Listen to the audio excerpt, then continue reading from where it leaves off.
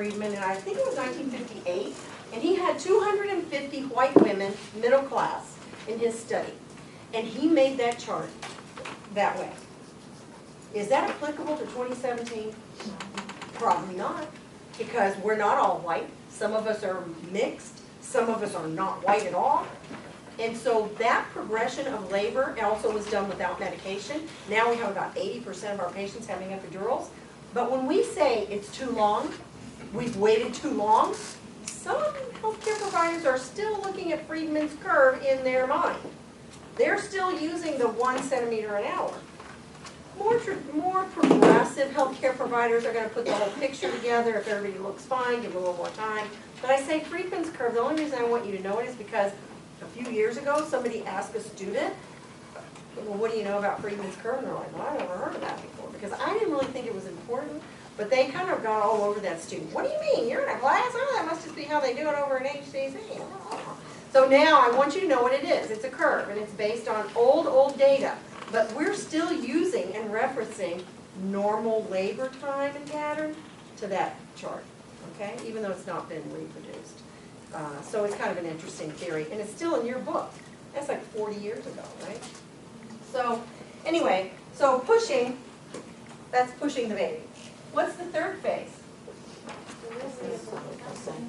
Delivery of the placenta. Okay? That can take one push after the baby comes out, or it can take up to 30 minutes. Up to 30 minutes is considered normal, and after that, we're thinking it's not coming out because it can't. Because maybe it did not just implant into the endometrium of the uterus, but it implanted into the myometrium, the muscle. And that is an obstetric emergency, okay? And can cause loss of life to the mother. Because if you can't get the placenta out, she's going to keep bleeding, okay? And that's not good. Sometimes it requires a D&C, sometimes it requires a hysterectomy, and sometimes women lose their life because by the time it's recognized and intervened, they've lost so much blood that they have a cardiac arrest, go to ICU, and never come out. Okay, and that's a sad state of affairs. So we don't want to see that. Also, we don't want to see people tugging on it. Okay. Now, we don't tug on it ever. Don't tug on the cord to pull it out. You may see a healthcare provider as they're sitting there, you know, as long as they're busy like sewing things up and doing things, they're happy to sit there between their legs.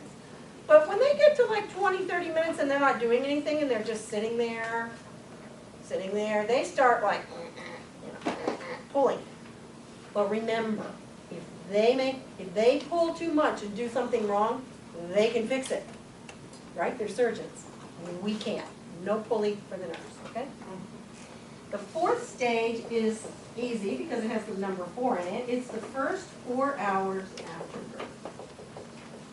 And next week we'll talk about some things that we're doing to assess our patient during these 4 stages, including mother-fetus,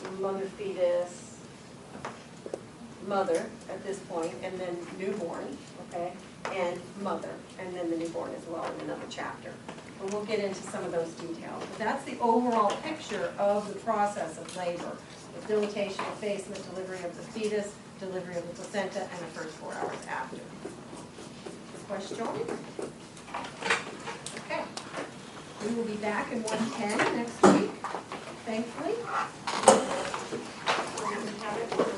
I will work on your exam today. God willing, and the creek don't rise.